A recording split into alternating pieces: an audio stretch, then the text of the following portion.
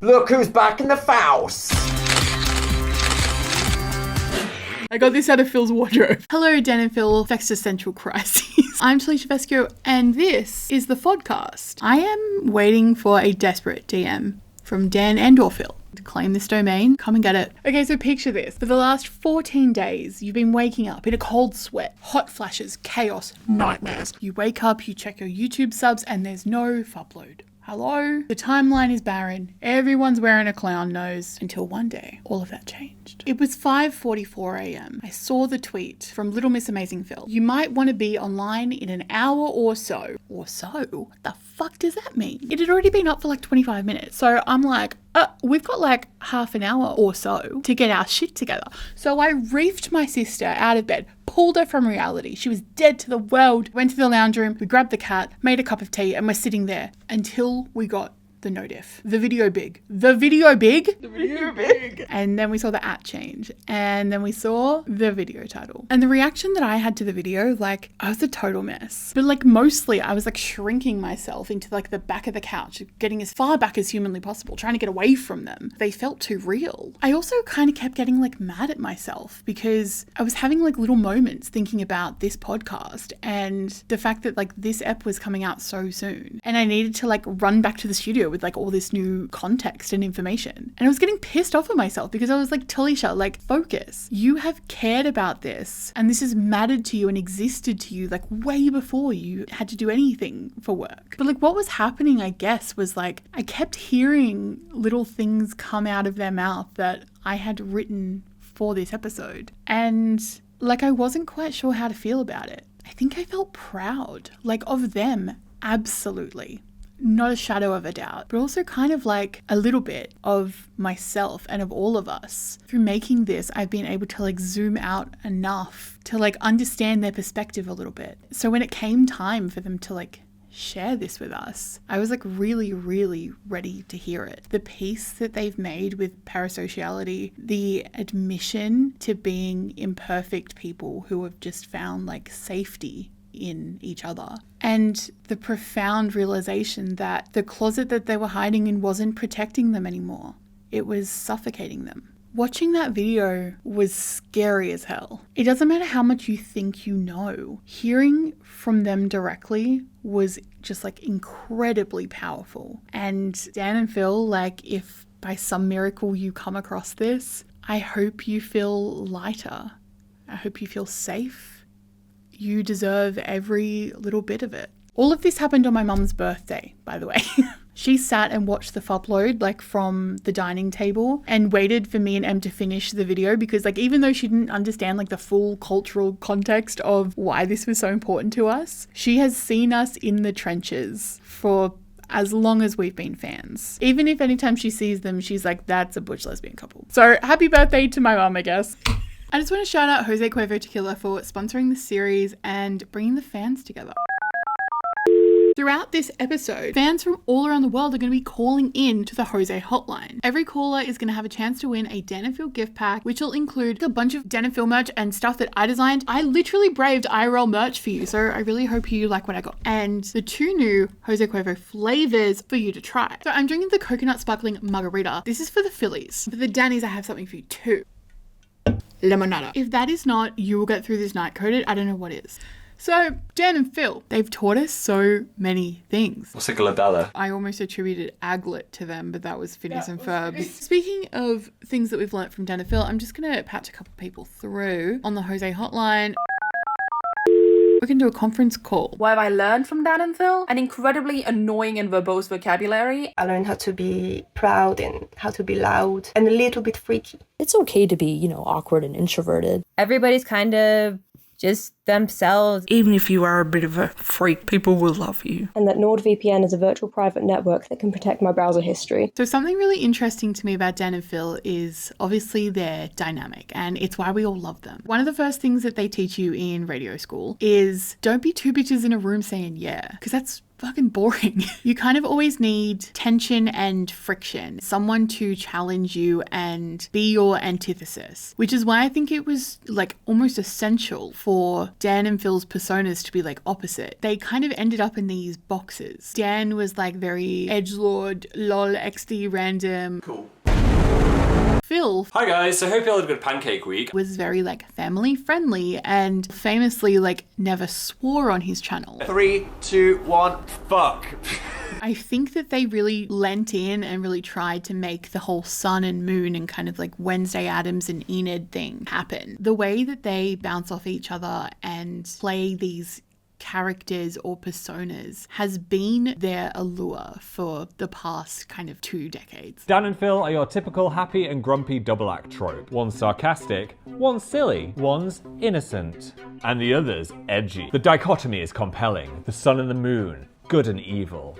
It's the perfect match. Evil. Sorry, I have to be honest. Obviously it fucking worked and made them very marketable.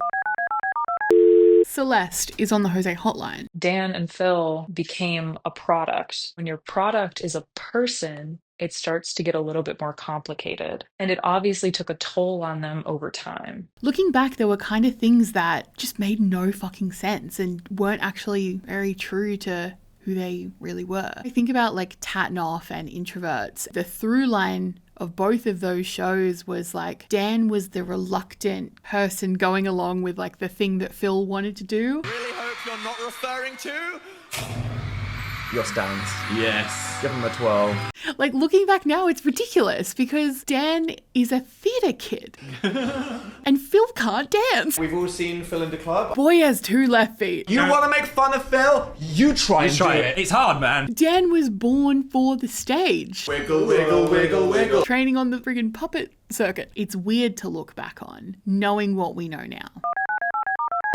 Min is on the Jose Hotline. We can see Dan's growth really clearly because he's written a book about it and like a stage show and everything. I am a 32-year-old homosexual. This is me being authentic. No refunds. I think Phil's growth is a lot quieter, and it's very like valuable to see and see how much he has like grown in himself. We haven't had an amazing Phil video in simply such a long time. Things are changing, man. It makes me think about like what the hiatus was like for Phil, and while he was making friends with fucking pigeons, he was scared shitless. And I don't think we kind of realized that until the tit monologue. Should we have an honesty moment? When Dan said he wanted to have a mental health break, I was of course like, okay, buddy, and very supportive. But also in my head, I was like, fuck. What am I meant to do over an amazing Phil? Just babysit the kids? This is a big thing. I don't know when he's coming back. Thankfully, he did come back. Who is Phil without Dan? In like a professional co-worker setting. What is something that you rely on each other for? Dan's brain is like a very organized filing cabinet. He's meticulously organized. Well, mine is like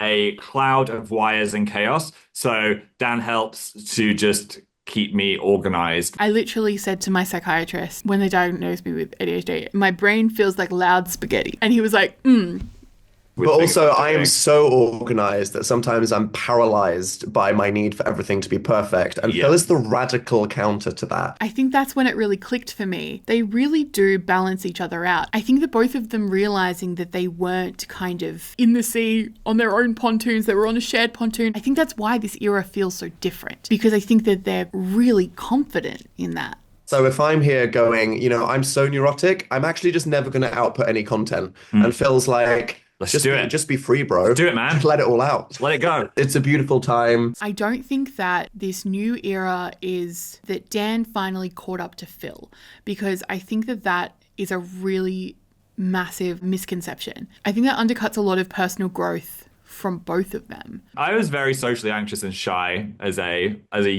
youngling. But I think doing this as my job has forced me to be more extroverted. Like when you throw a baby into a swimming pool. Yeah, I've got to swim, and that's the thing. So now I would say my job has made me more pussy facing the world. Yeah, like post-trauma confidence. Yeah, absolutely. Yeah. It's beautiful to watch. It really is. Thank you.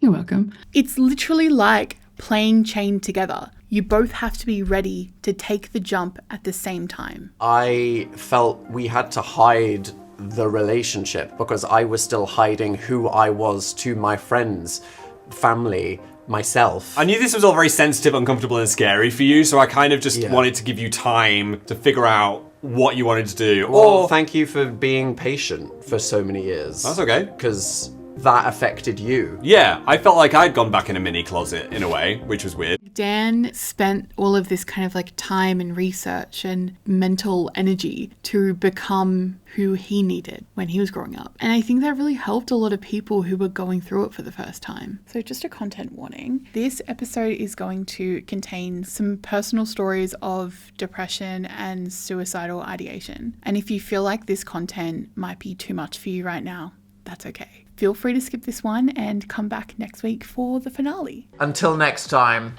Bye. Keep it swagtastic.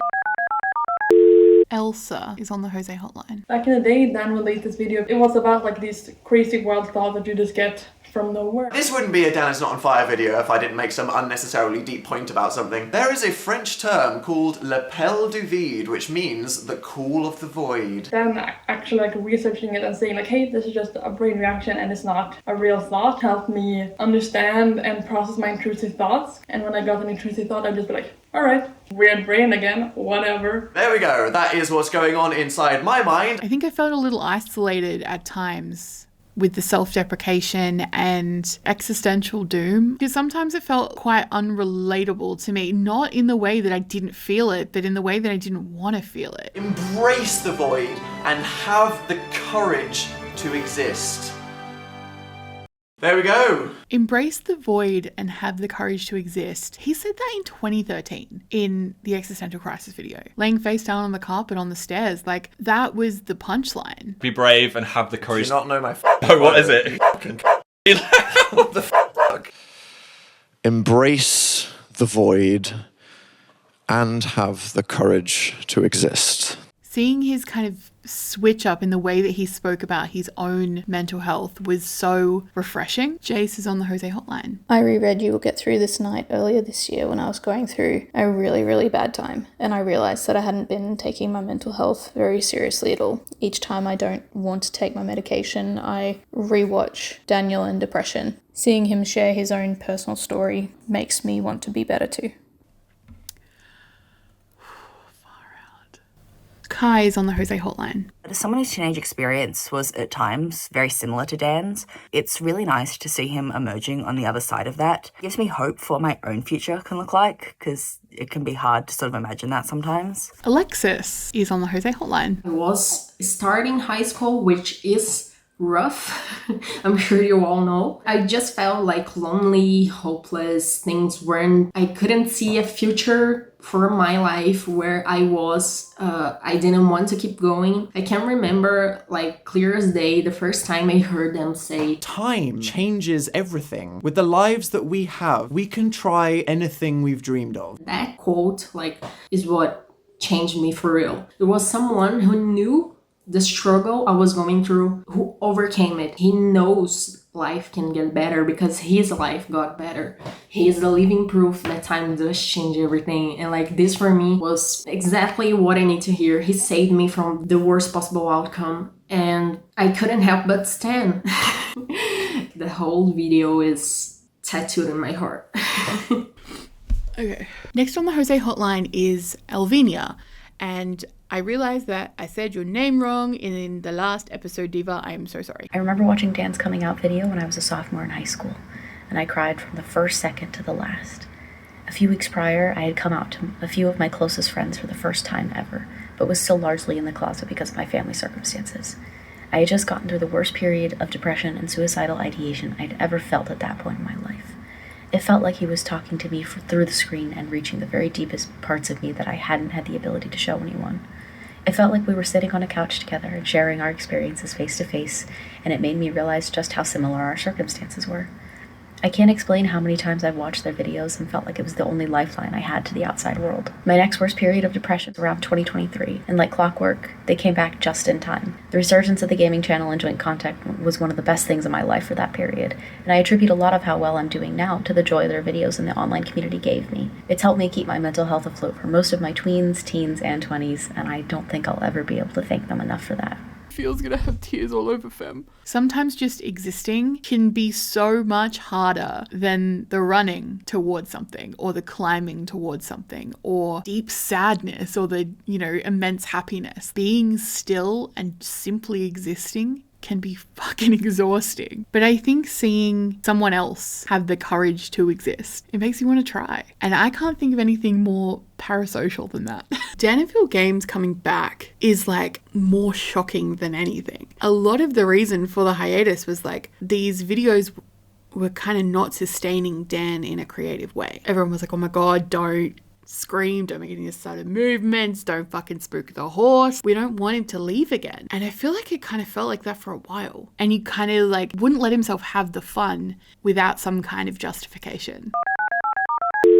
Em is on the Jose Hotline. PJ said in a stream a while ago. Something my friend Phil said to me at the start of this year was his mantra for 2024 was all pleasure now. And I was like, ooh, all pleasure now, what does that mean? And Phil basically said, if I want something, I'm going to have it. I'm going to do it. I'm going to treat myself. Because what's the point in waiting when you could have it now? As someone that's constantly in my head all the time and I don't let myself relax and enjoy stuff, I think that has kind of really stuck with me. You're allowed to just enjoy stuff for the sake of it being fun. Alexis is back on the hotline. Nowadays, I mostly watch Amazing Phil videos alongside, of course, Dan and Phil Games. I see myself in him a lot now that I'm better mentally. I see that I am as well just like a goofball sometimes. He can see the joy in things, even the small things or things that appear boring, and he just makes them like cool. Then taught me not to give up on life, that I will not be carrying this weight forever. And Phil taught me that even if I have to carry this weight for a long time, it doesn't need to crush me. I was already crying before just because I was like, God, how good is Phil? 1, 2, 3, 4. Just like hearing about like Phil being like having fun and shit. Like that's ridiculous. But then the end really got me. Nora has also called the Jose Hotline. It was truly through years and years of rewatching their coming out videos I was able to accept my sexuality. I genuinely would have no idea where I would be without them. I think after the coming out videos, there was so much more personality to play with because they were so open. Gay! We're gay now. We were gay the whole time. No, I was straight until 2019. That is not how that works. That is how that works. It just like unlocked more character customization. It works. It's got a glittery star on it and it's pink. Dan, I'm so proud of you. The like stereotypes of Dan and Phil were like dismantled. Saw you from across the internet and we really liked your vibe. They're no longer each other's antithesis, but instead just two individuals with a deep interest in consuming life in whatever way they decide. They're both deep thinkers, yappers, precious baby angels, rich divas who shop at Waitrose. And they finally see what we see. They can see that even in the minutiae of a 20-minute video, laughing at memes, it's enough to get someone through the day. And sometimes that's all you need. The final caller to the Jose Hotline, Scuddles. Sometimes you just need light entertainment. Life is hard and the world can be like really dark. But look around. There's all this like whimsy and effervescence and silliness. Sometimes you need to let it lift you to the surface. What we want to do is create content to make you laugh. That is what we are giving. And we're hoping that you're going to be happy with that. So this is a commitment, not like marriage to each other, but to you. Dan doesn't believe in marriage. Look. Is light entertainment enough? Fuck yeah. It's everything.